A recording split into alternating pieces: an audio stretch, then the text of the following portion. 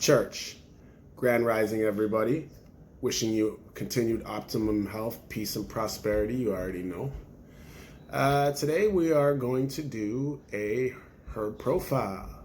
Yeah, herb profile. But first, I'm going to give you some of my credentials. So, I've been a practicing herbalist for 15 or 17 years. Basically in 2004, I landed a job as a stock boy at a herbs shop, an apothecary rather, on Danforth, the famous Thuna Herbals, which was established in 1888 by a Jewish doctor, David Thuna, who fled Nazi Germany and brought his family to Canada. They had a shop on Dundas at first, and then I came later to the shop on Danforth. It was located 298 Danforth, like I said, and that would be a block and a half east of Broadview on the north side before you get to the Big Carrot. If you ever remember walking down Danforth, rather, it used to be the one with the big white weight scale out front that boxers would get weighed on. So that'll let you know where. And at first I came in there just looking for a job, and I was relegated to sitting in the shop after the herbalist went home, and people would come in and pick up the formulas. Like, after work, you come and pick up your formula at the herb shop, and I would be the kid there sitting behind the desk, and I would get your name, go over to the pile, check, make sure your bag was there. Yep, it would have the price on it. Just like when you see me send out these things, it'll have the your name at the top, the herbs that I use on the bag, so save your bags because that's your formula. I will have a document of your formula, but it's easier for you to send me the formula than me to go through my Rolodex or whatever. I'd be losing stuff, right? So they would come in and they would grab their parcel and they would pay and they would leave. And I went from sitting in there for the herbalist used to leave at 6, and I was there 6 till 9, and it got kind of dead in there because not every day did people come by to pick up their stuff. People be like, oh, maybe I'll come by tonight, but they don't come by tonight because they got caught up at work or whatever, right? So I was in there and I decided to read every book in the place, because there were so many crazy books, like Dr. Hilda Clark's Cure for All Diseases, HIV and AIDS, and all of these things, right?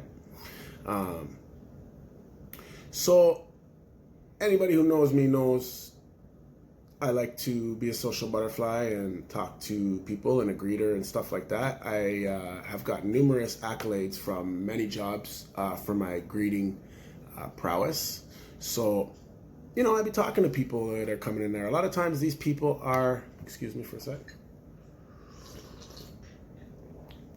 sick, which is why they're turning to herbs, even though you should be turning to herbs before you get sick because they will prevent you from getting sick. But, nonetheless, we don't always do things as a preventative. We wait till, things get out of hand and then we reach out for help, which is fine. That's what I'm here for. But what I was there for at that time was just literally to hand you your stuff, right? So I'd be talking to people, and they come in and they'd see me reading some book, and they'd be like, "Oh, what are you reading?" I'd be like, "Oh, Evelyn, who is the Dr. Thuna's daughter. Shout out to Evelyn Dorfman for giving me my first job. She had so many nice books in there, so I just spit a little bit of what I was reading to somebody, and I went from being the stock boy to people coming in and picking up their formulas to people coming in now during daytime hours when the herbalists were there and going, I want him to fix me, which honestly was an honor to hear that for the first time, the second time, the fifth time. I'm not conceited, but I love my people paying me my respects. So Evelyn didn't like that, though. She knew that I wasn't a chartered herbalist at that time, so she said that was not something that she would allow. So, and I mean, who could blame her, right? I'm just some kid that just came off the street, and now people are coming in saying, I want that quack to fix me. And I really had no herbal training then. However, my master there had a PhD in herbology, and although he wasn't there when I started learning, see, I came in as a stock boy, and then he seen that I took initiative, so he said, I marked the test from Dominion Herbal College, where I later achieved my herbal accolades from, and he said, you could just work here as a, like a, what do you call it? A correspondence, not a correspondence, a co-op. And you could do distance learning, which is correspondence, they used to call it, from Dominion Herbal College. And I was like, all right, whatever. I'll do that, I wasn't too serious at first. I was just more about learning, because you know me, I'm a nerd, right? Anybody who knows me, I used to walk around with a big thesaurus back in grade like 3 and 4 and read all of the words out of it, Nerd shit, I know. So, anyways, one night I'm sitting in the shop. This is after people are coming continuously to say, I want him to fix me. And Evelyn's getting pretty mad about this. So like a lot of people, before they would come in and say that, I would look and head them off at the path and be like, or if I met them, because they would come while the herbalists weren't there nights before, and I would tell them, don't come in during hours saying that you want to request my herbal skills, because A, I'm not a herbalist, and that doesn't mean I'm not going to help you. But B, my boss, she's getting pretty sick of that. So that also is what sped me up to get on my do the knowledge, because I wanted to stay there, even though originally I didn't want to stay there. And I'll tell you that story at a later time. And people who have heard me talk about my interview there, you've already heard it. But yeah. So one night these guys come in, and it's 3 of them. And until that point, there had always been like mainly females coming. And if they were males, they were, in the long coat and like hair done. These guys were unkempt, homely looking, as some people would say. But I'm not judging. I'm just giving you an accurate description, So right away, I'm reading my book.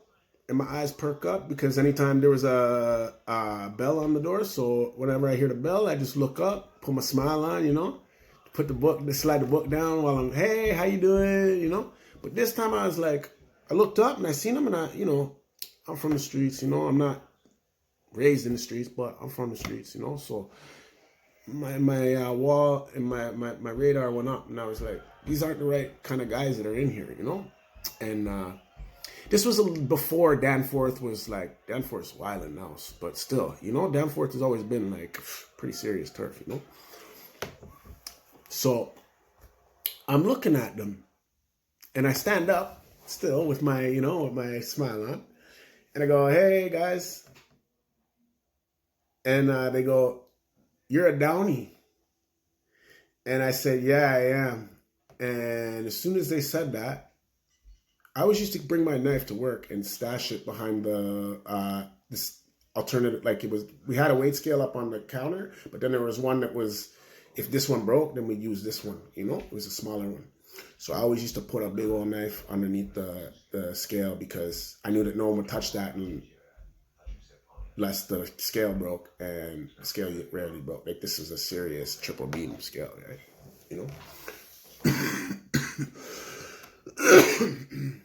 Pardon me. That's clearly the indication I need some more tea.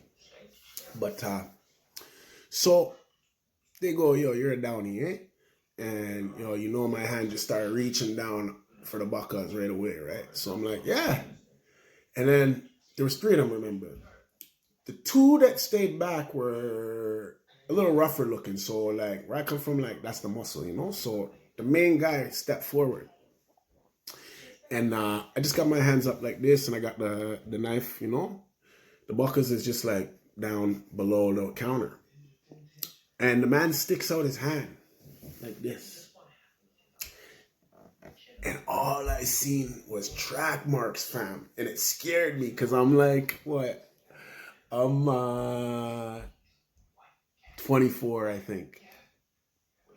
I don't know, I'm 20 something. I'm in my early 20s. So like, I'm kind of shook. Like, it's funny because I used to run around out there and I'm not scared of a fight or nothing, but any kind of like debilitating disease like leprosy or anything like that, it's like, it throws me off, originally until I get my bearings, right? So I look and he's got track marks all up his arm and I'm like, is this guy coming here to give me AIDS or something? Like, I'm such an idiot, but still, that's what I thought. So he goes, this was pre 9/11. No, it wasn't, but it was like right after 9/11. So like, so it's post 9/11 by like 3 years, right? And he goes, I run drugs across the border, an international border, and I never had any problems. But this fucking new legislation or whatever, he said, like, he didn't say, maybe he said 911. This fucking 911 is making me like crazy, and my auntie, don't worry about her.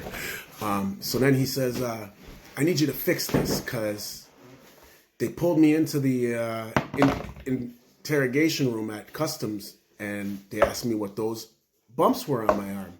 And he goes, if they would have pulled up my other arm, and he pulls up his other arm, track marks all up his other arm, and even worse, scabby and everything, right?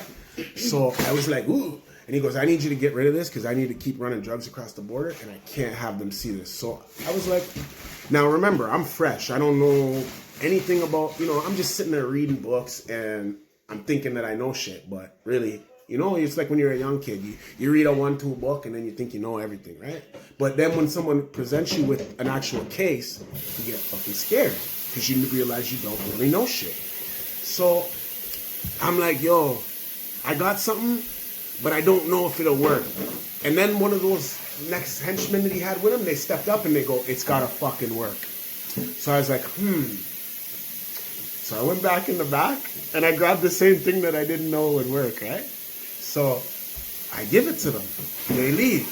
And I'm like, fuck, man, either this is gonna work and they're coming back, or they're coming back to fucking shoot me because this guy got booked at the border with like, who knows how much heroin. He just said he was running shit and he said that he had a problem, so I needed to fix him because he can't have that visually. You know what I mean? Like, he's getting sucked by the boy damn if they see that. I don't even know why he didn't get sucked by the boy damn the first time, But,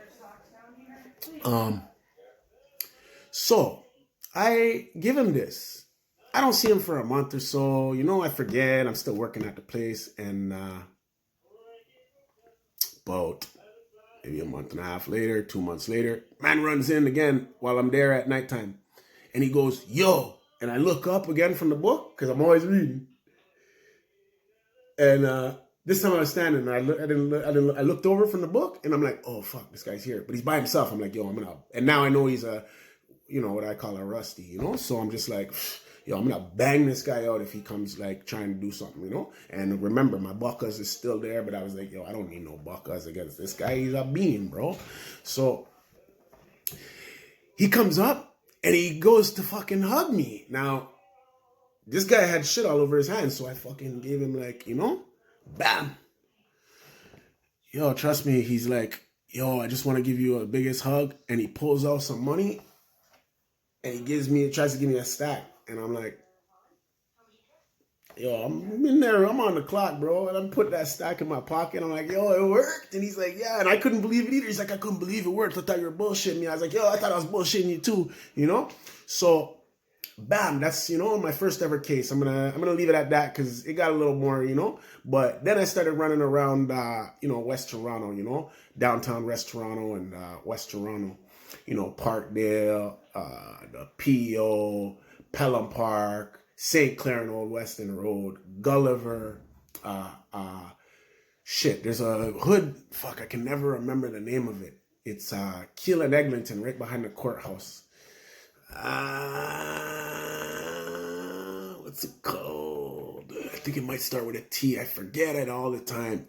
But it's right behind the courthouse, Keele and Eglinton. It's like the little project there, Man, they're pretty gully with it still. But, Amanda Hannaran, I know you're from Scotia, but that's your hood. So if I feel free anybody to correct me in the comments for anything that you think that I'm mistaken on, but I'm only mistaken on the hoods and stuff, I believe. So, anyways, let's get back into it.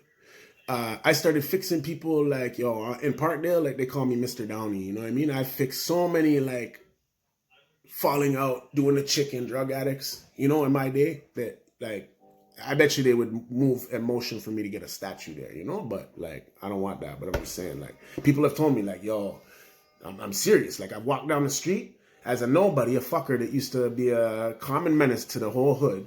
And they'd be like, Mr. Downey. And I'd be like, I like how it sounds, but don't call me Mr. Downey, So anyways,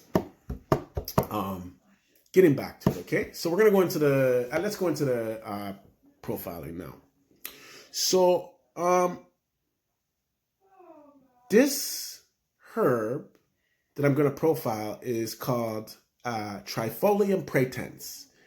And before I bring it out, does anybody know by the Latin name? By the way, first of all, why do we have Latin names? Because every species on Earth has a nickname, but it also has a Latin name so that we could trace it back.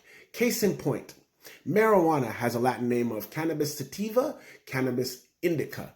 But if you just started calling it weed could be a common dandelion, common friggin' comfrey. It could be, it's well known in Canada that weed is marijuana, but some people from other places might just call anything weed. So we always trace it back to the Latin name because that is how we decipher exactly what herb it is.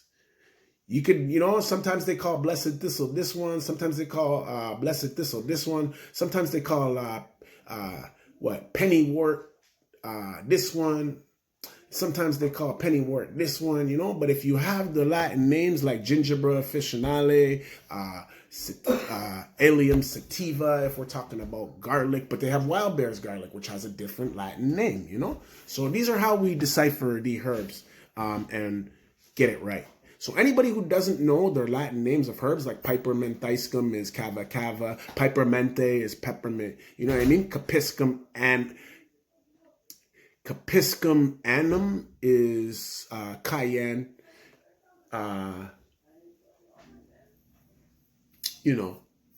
Go-to cola is Centella asiatica. I could go on and on and on. I'm actually having brushing up on my Latin. I haven't done this in about 15 years, but I still know them. But this one is Trifolium Pratense. And I've given you enough time where you should know it, But I'm going to give you a hint.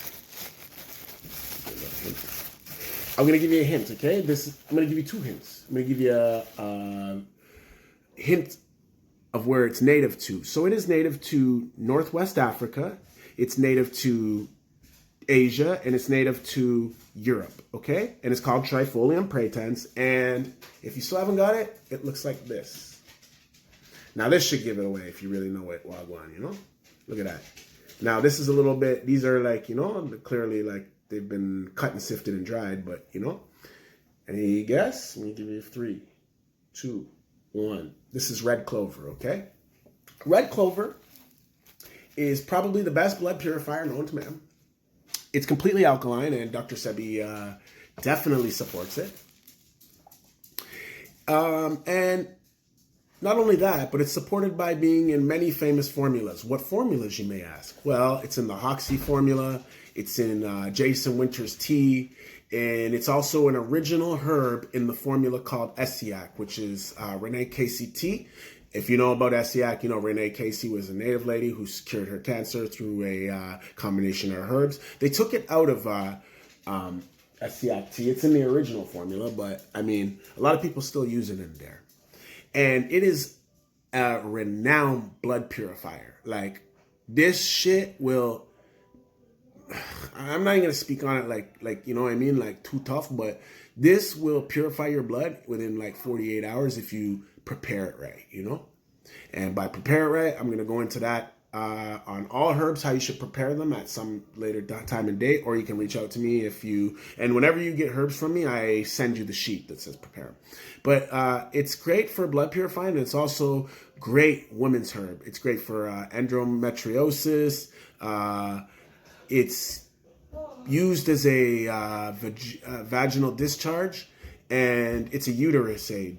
So, like, clearly it's for women, but it's also for men. Like, it's a blood purifier first and foremost, so it's not going to be for just one type of person. It will help everybody. And if I ever tell you that you need a detox, you better believe that I'm giving you Trifolium Pratense or red clover. I'm going to cut this short, and maybe I'll give you some other background on red clover, but that's pretty much all you need to know about it. And reach out if you need some red clover, and I'll be happy to send some out. Scotian Sparks, respect for listening to me, and hopefully I didn't ramble enough, and hopefully I don't get indicted off of that story that I told. I didn't leave any names except for myself, so, you know, the gentleman who's actually doing the dirt probably won't get in trouble, but White Emma might come and talk to me, so, you know, I'm good, but, you know, fuck 12, free the guys. Church.